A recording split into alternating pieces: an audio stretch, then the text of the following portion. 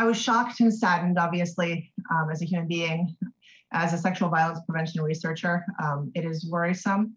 It is in line with a lot of the research that has historically been shown about bystander effects. When we have multiple people, don't necessarily intervene.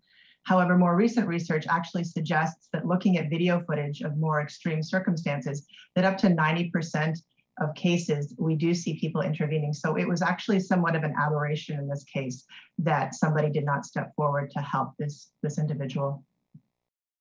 So the bystander effect was something that came about in the 1960s after the murder of Kitty Genovese in New York City. It was reported at the time that there were 38 people who had observed or heard her being murdered and nobody did anything.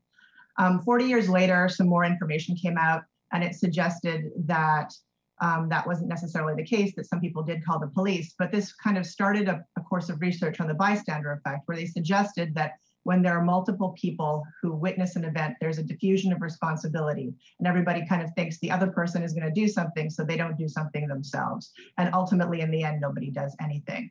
But again, more recent research has somewhat refuted that, suggesting that people actually do intervene in dangerous situations.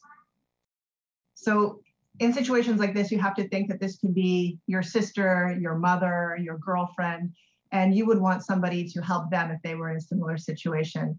So it's very important, if something like this happens in the future, that if you don't personally feel comfortable intervening, that you at least, contact authorities or seek somebody else out to help so that the person can get the help they need so that this doesn't happen to them.